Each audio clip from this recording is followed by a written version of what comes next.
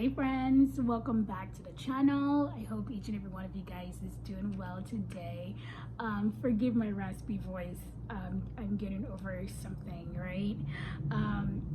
As God's chosen people, we are sent to these different environments, these different spaces and places to help, to serve, to assist, okay, to deliver. You do have the power to trample over serpents, okay.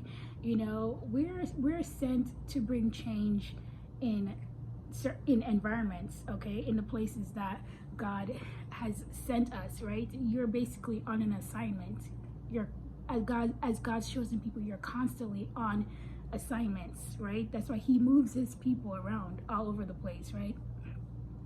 This is a part of the story of Joseph that a lot of people overlook, and I've actually never heard anyone speak on this before. But when I was reading the story of Joseph, which I read often, this part got highlighted to me, and I was like, it makes sense. So let's talk about it. Genesis 39, verse 20, right? Basically Potiphar's wife did what she did, and Potiphar ordered for Joseph to be put in prison, right? Okay. It says, but while Joseph was there in the prison, the Lord was with him. He showed him kindness and granted him favor in the eyes of the prison warden. All right.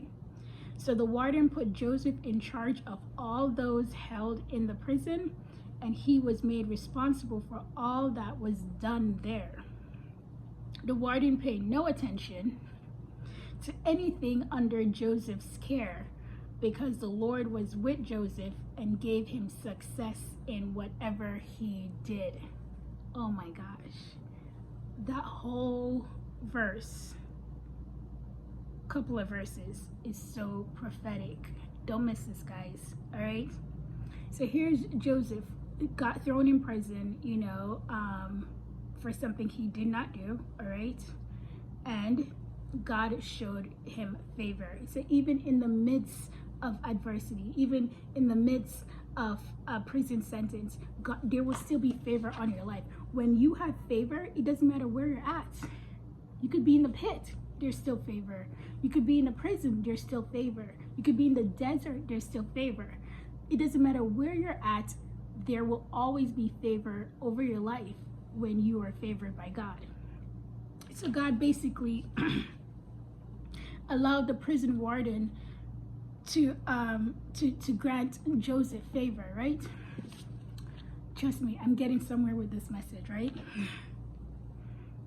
So the warden put Joseph in charge of everybody in the prison, okay, and everything concerning the prison and the prisoners, right? So I googled the duties of a warden, all right?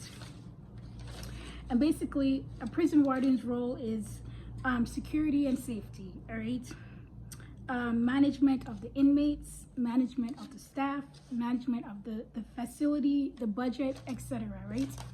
I don't think that Joseph was managing the budget, but Joseph was managing anything and everything and anyone who was inside the prison, okay? If I'm not incorrect, I think Joseph was in prison maybe like 3 years, okay? About 3 years. So for 3 years, that prison warden got a break.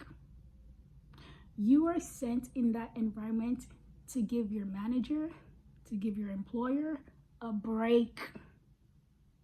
Because once you're there, they don't have to worry about nothing. It says that the prison warden made Joseph responsible for everything. Okay, so I'm trying to figure out, what was he doing? What was the warden doing? I'm not upset, but I'm just like, hold up. So he gave Joseph all of his responsibility, okay? Okay, and then he paid no attention to him. Okay, so he basically just gave Joseph his job. and then just let him do whatever. He didn't pay no attention. He didn't micromanage him. He didn't double check. He didn't double check his work. He didn't, like, I'm pretty sure anything that Joseph said went, okay? The warden wasn't questioning Joseph's action. He wasn't making sure that everything, no, he didn't bother him at all. I don't think the warden showed up for work for 3 years because Joseph was taking over his job. You are sent to give people a break. When you got hired at that job, that manager was supposed to chill. Take an extra coffee break, lady, ma'am, sir. Your employer was supposed to relax, because when other employees is at that job, they can't relax. But when you are there, they were supposed to relax. They were supposed to kick their foot up, because they know that you are responsible. They know that you are trustworthy. They know that, look, the prison warden was like, it says that he paid no attention to Joseph or anything under his care. Why? Not because Joseph is Joseph, simply because it says that because the Lord was with Joseph and gave him success in whatever he did. Catch this, guys. The warden is like, listen, hold up. God is with you. The Lord is with you. Jesus Christ is with you. Okay, I'm not worried about you. I'm not, because anything you touch is going to be successful. Any decision you make, as long as God is in it, is going to be good. So the prison warden, it doesn't say if he was a believer, if he knew God or Christ. It doesn't say, but it didn't matter. He still was using wisdom to be like, okay, God is with this person, and everything he touches brings success. Why wouldn't I put this person in charge?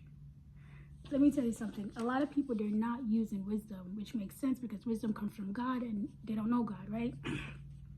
They're operating in the flesh.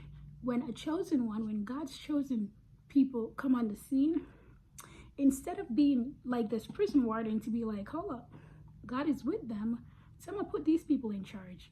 Because if God is with them and success follows them everywhere they go, then I want success for my business. I should put these people in charge.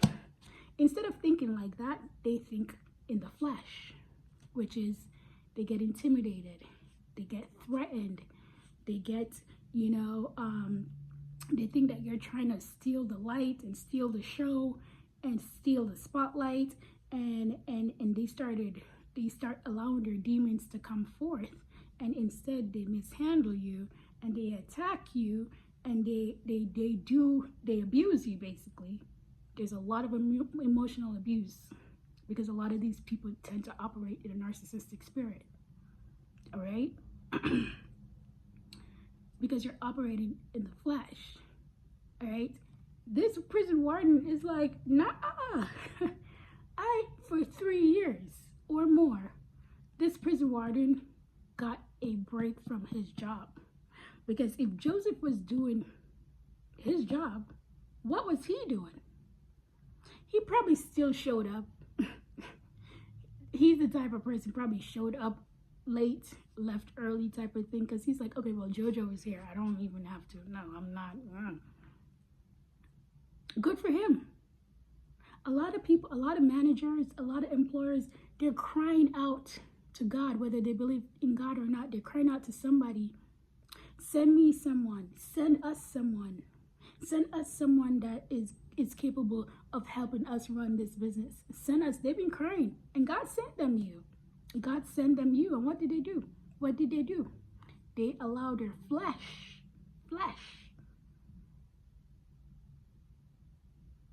to mishandle you.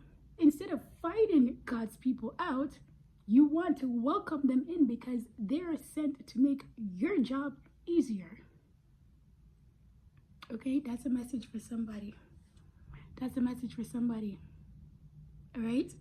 And I can imagine by the time Joseph was ready to leave the prison because he needed to be elevated, okay, because that wasn't his final destination, I'm pretty sure the prison warden was like, oh my gosh, I gotta like get back to work. Work. I gotta, now all the responsibility falls back on me. Because I'm pretty sure there was not another Joseph. There was not another Joseph.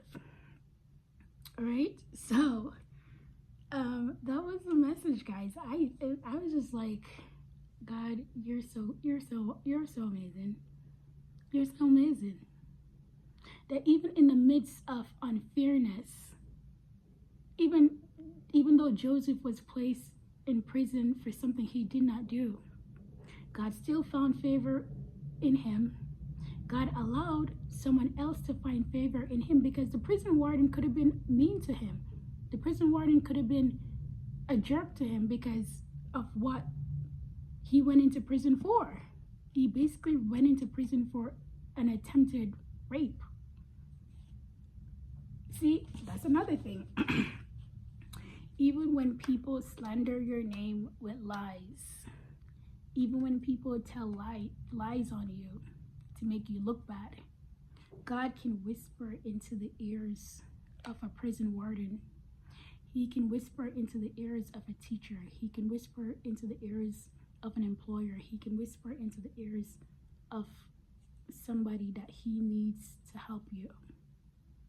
He can just whisper in their ears, in their spirit, and be like, go easy on this one. I know what it says on paper. Go easy on this one. I know what the report says, but help this one out. Feed this one. Give this one a place to stay. God can do that. So don't worry.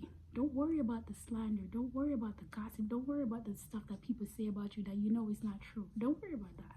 Because God has a way of speaking to the spirit of someone for them to help you and assist you in the midst of unfairness. All right? I hope this message bless you. To not worry, because all things work out for the good of those who love God. So when the good, the bad, and the ugly happens to you, God takes it and he makes a way, and he still works it out for you to come out successful, even in a prison. All right, guys, thank you so much for watching. Thank you for liking and subscribing to this channel. Take care.